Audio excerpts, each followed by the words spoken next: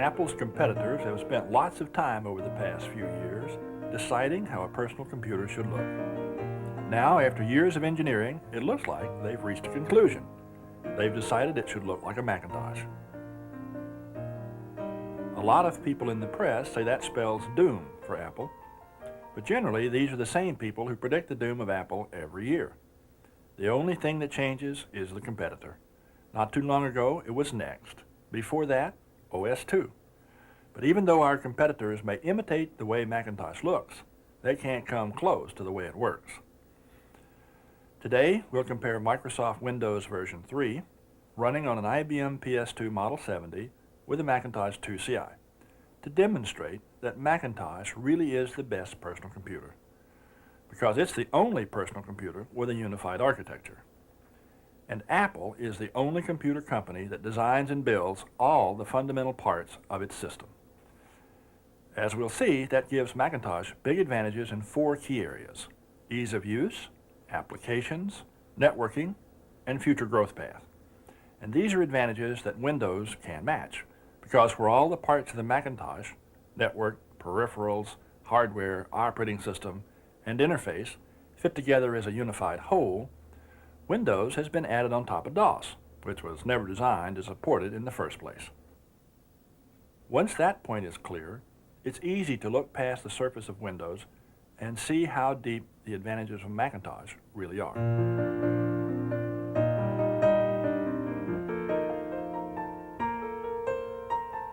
Of all the advantages that Macintosh offers, the one people know the best is ease of use. That's what Windows is supposed to bring to the DOS-based world.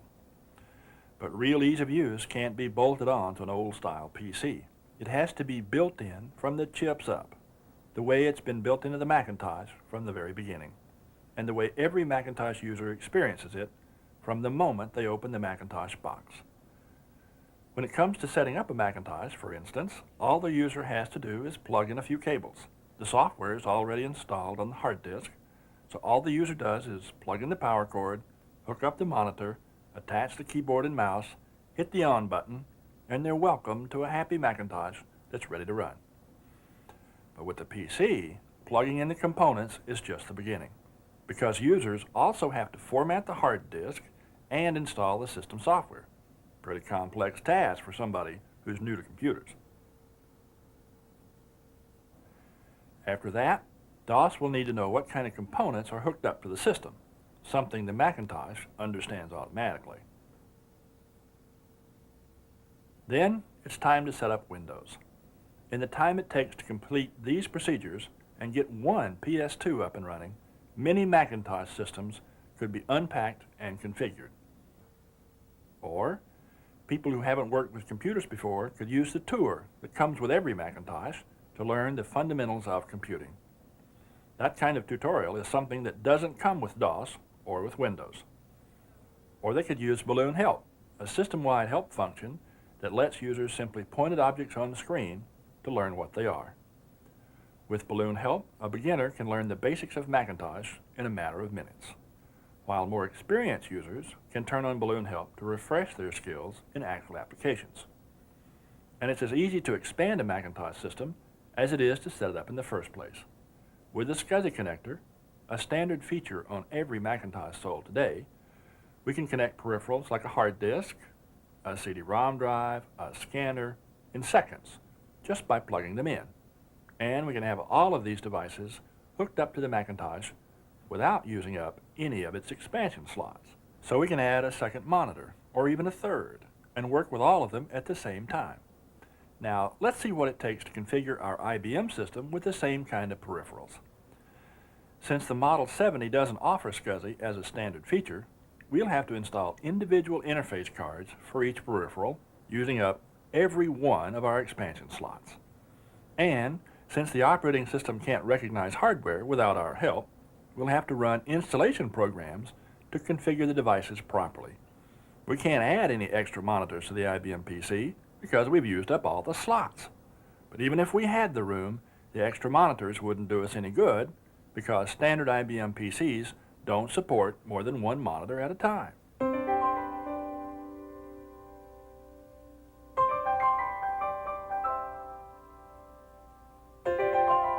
We've seen that Macintosh has big advantages because of the way the hardware and software work together. What if we ignore the hardware and just look at what the software can do? Some people say Windows matches the software features of Macintosh, but it just ain't so. Consider the Macintosh Finder, for instance. In this one environment, you can move, delete, and copy data files. Install and launch applications. We can even enhance our system by adding new capabilities like fonts and sounds, and all in the same intuitive way. That's the ease of use that made the Macintosh famous. It lets users do more with their computers without forcing them to learn more about their computers.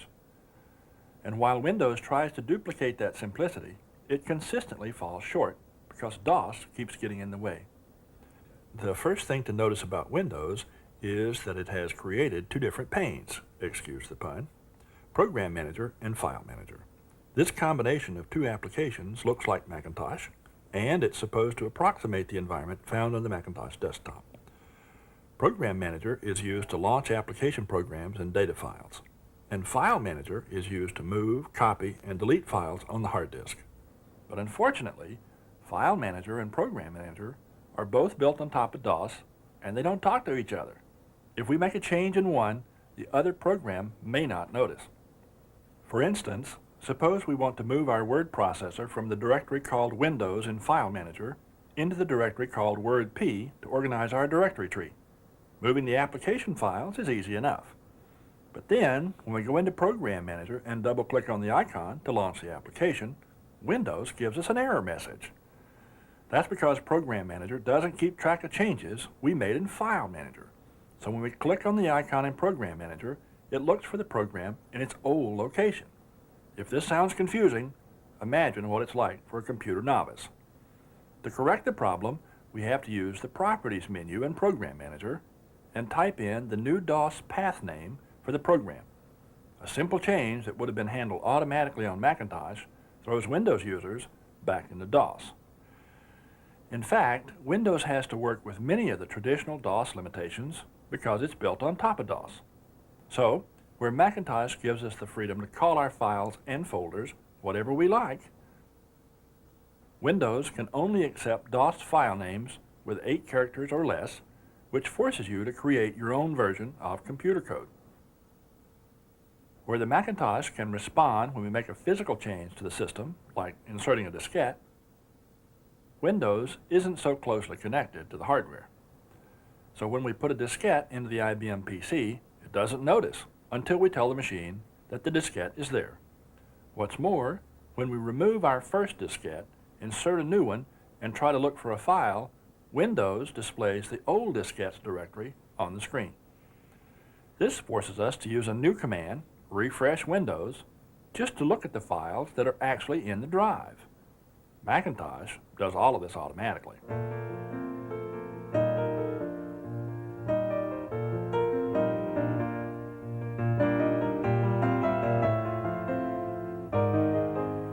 When we're trying to tell the difference between Macintosh and Windows, it helps to look at a few applications to see what a world of difference there is. Because not only does Macintosh offer more applications than all other graphical environments combined, including Windows, Presentation Manager, New Wave, OSF Motif, Sun OpenLook, and Next, it also provides consistency across all those applications. So once users learn their first Macintosh application, they'll be well on their way to learning them all.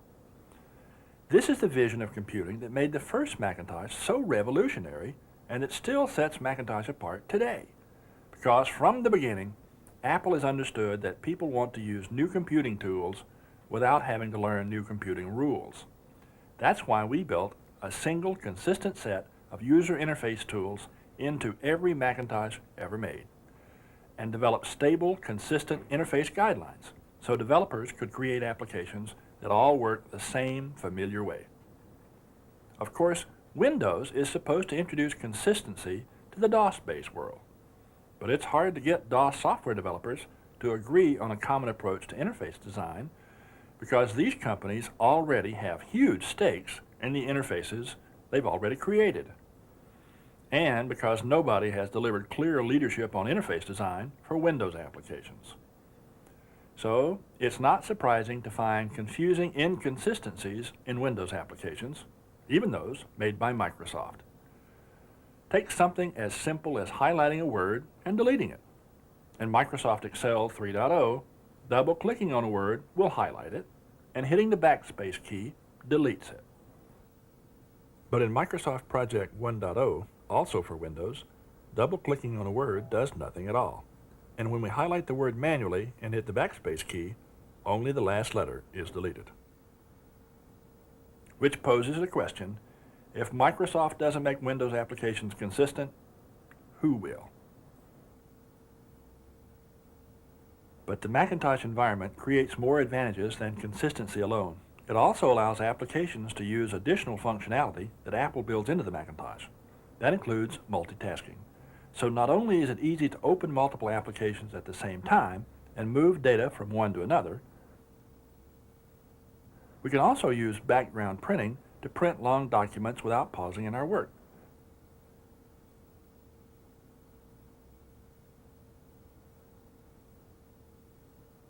Copy files to and from diskettes or file servers without tying up your computer. And download files via modem while we're busy with other projects. With virtual memory, many Macintosh users can treat available space on their hard disk as additional memory, so they can enjoy all the benefits of multitasking with even more applications open at the same time without the expense of adding RAM to their systems. And every Macintosh application can automatically take advantage of the new TrueType outline fonts, which give even inexpensive printers like the Apple StyleWriter the ability to produce output that's close to typeset quality. And Apple has introduced a new feature to the Macintosh known as Publish and Subscribe. This feature allows us to copy and paste live information between different documents. So if we publish part of this Excel spreadsheet, then subscribe to it in a word processing document, we can revise our spreadsheet and our updates will appear in our word processing document automatically. What's more, the link will remain in place even if we move our spreadsheet to another folder or change its name.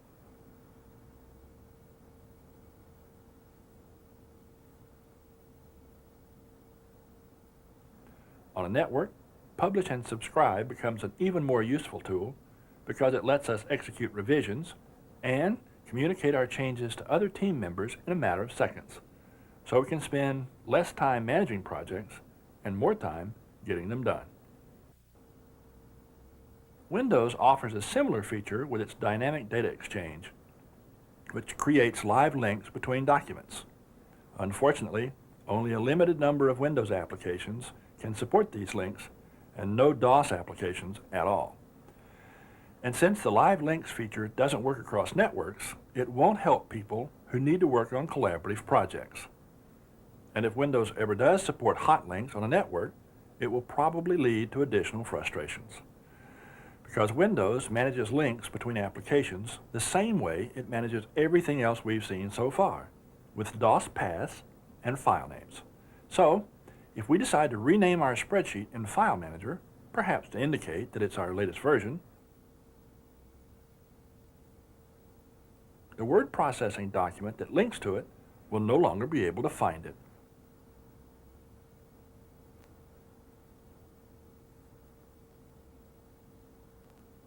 Can you imagine how frustrating problems like this would be in a workgroup setting?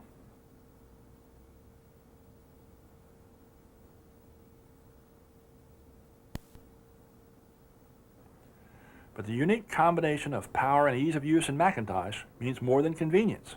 It also translates into superior performance. Several independent studies have shown that Macintosh programs generally run faster than their counterparts in Windows. And that superior speed is evident at every point in the Macintosh line. From the entry-level Classic, which finished a series of Ingram Laboratories benchmarks faster than 286 computers, to the Macintosh 2FX, which was faster than IBM and Compaq 486 computers. Here's the new Macintosh LC, Apple's lowest cost color computer being compared with a much more expensive 386-based PC. Both are running the same Microsoft PowerPoint slideshow as fast as they can. And as you can see, when the LC has already finished, the 386 PC is only halfway through. Which just goes to show that clock speeds and MIPS aren't the only factors that determine how fast a computer can run.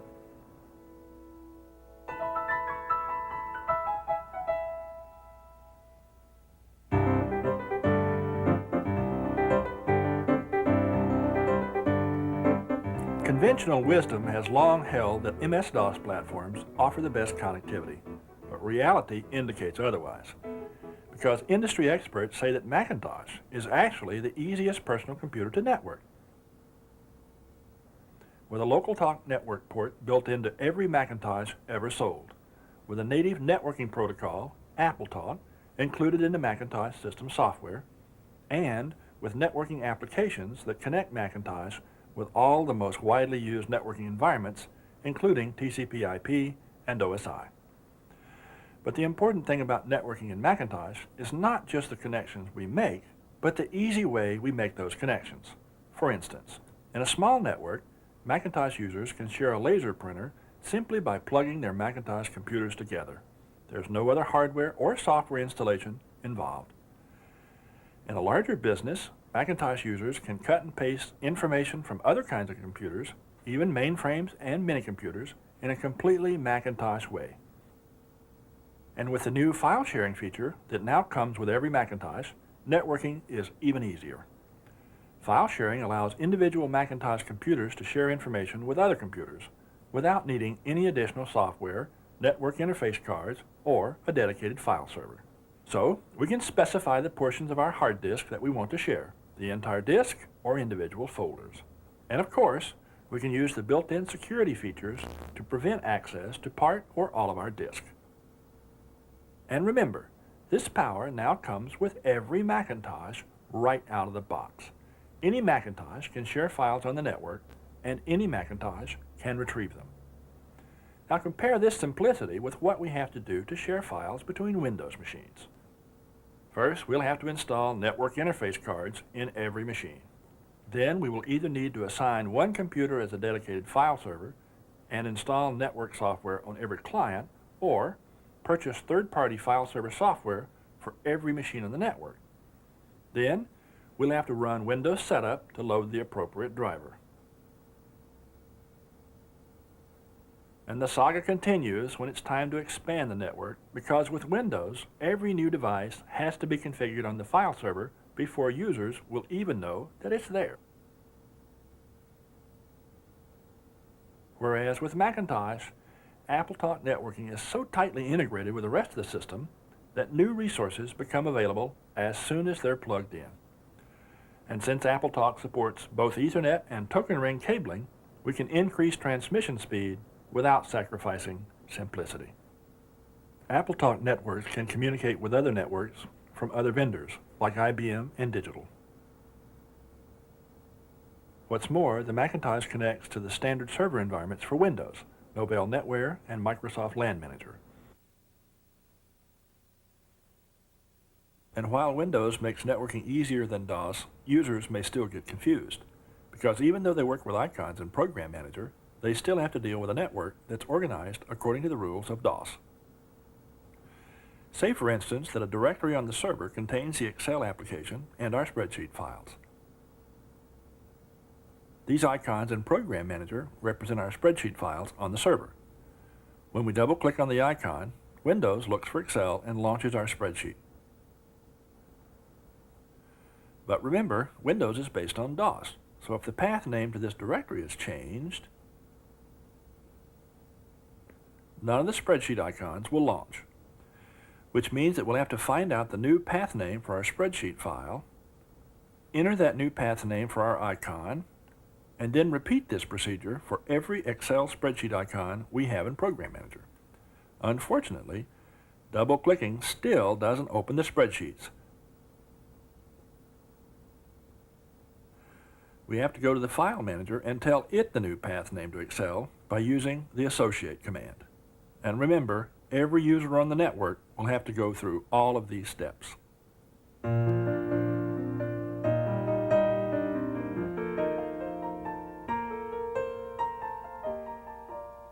So far, we've seen some of the advantages that set Macintosh computers apart. Now, let's look at what ties them all together. That's a track record of smooth, uninterrupted growth that includes the introduction of revolutionary new products like the LaserWriter, continuous enhancements like high-resolution color displays, and convenient multitasking. And since every Macintosh shares the same basic components and is based on the same unified design, they can all take advantage of these new innovations, which means the investment users made in a Macintosh 7 years ago is worth even more today.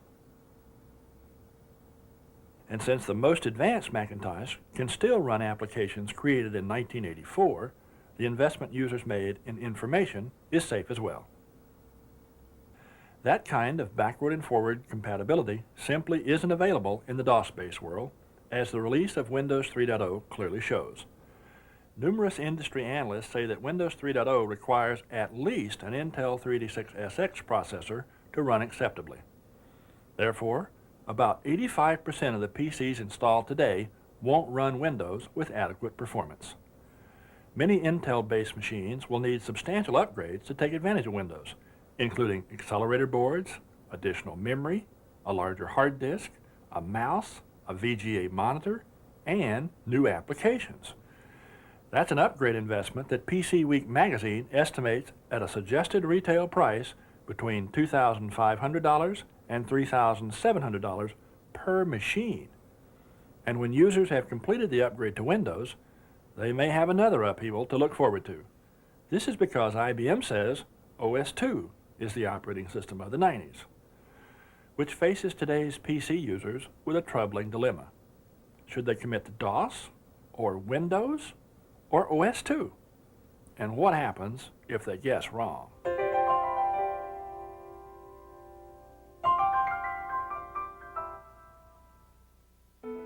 Another myth that sprang up when Windows 3.0 was introduced was that Windows could deliver all the benefits of the Macintosh on a less expensive DOS-based machine. Now this is odd, considering the price of this Macintosh 2 CI is actually lower than this comparably equipped IBM Model 70.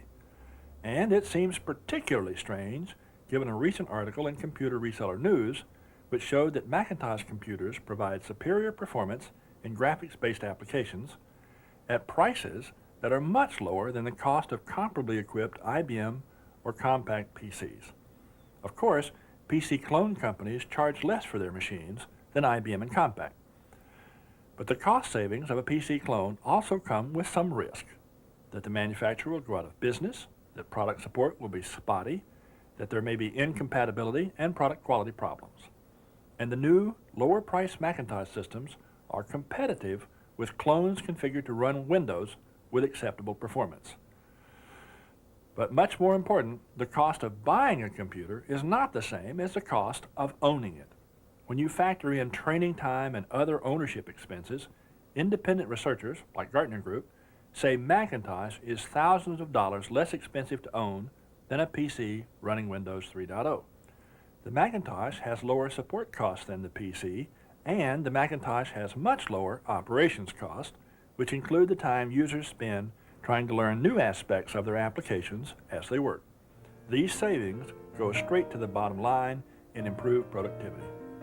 Because with Macintosh, you can spend more time getting your work done instead of figuring out how to get your computer to work.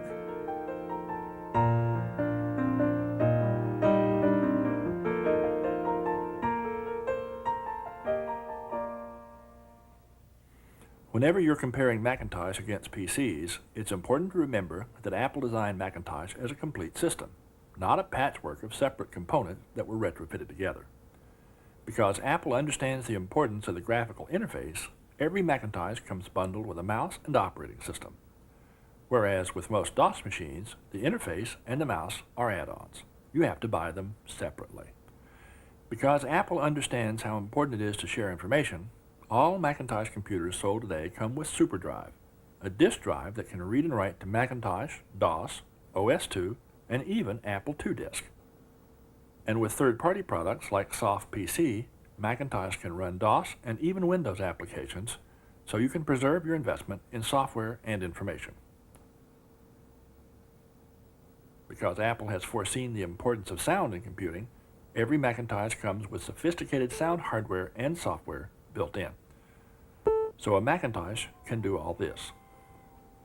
That gives Macintosh users a jump on education.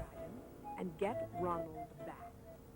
And now that the Macintosh 2SI and LC come with sound input capabilities built in, Macintosh users will have a jump on areas like voicemail too. I know you're going to like the curve fit on this last set of data. It's Because just what Apple we need. understands the future of color in computing, Macintosh can display up to 16.8 million colors on screen without special software. Compare this with the majority of DOS machines, which still work with the VGA standard, which only offers 16 colors. Because Apple understands how important it is to put people in control of the computing environment, we developed HyperCard, the first application to give end users real programming power, and we ship it free with every Macintosh. As you can see, when you put Macintosh and Windows side by side, it doesn't take long to see the advantages of the Macintosh unified architecture. Greater ease of use, more consistent applications, built-in networking, and a smooth, uninterrupted growth path. But the real question is, what do these advantages mean? It's simple: more satisfied customers. That's what an independent research company, Diagnostic Research, found out when they interviewed MIS managers and Macintosh and Windows 3.0 users. Users rated Macintosh higher in ease of use. They also favored Macintosh for its performance as a business tool and for its ability to present ideas effectively. And when they were asked to recommend the purchase of a computer, users did what came naturally. They rated Macintosh higher again. MIS managers, meanwhile, also favored Macintosh in terms of ease of use. And they indicated that Macintosh training costs were lower as well, in dollars and in time. They also indicated that support time was more than 45% lower for Macintosh than for Windows. And when it came to overall satisfaction, both MIS managers and users indicated that Macintosh came out on top. That may be the most powerful Apple advantage of all, because satisfied customers are the most persuasive evidence we have of the real power of Macintosh.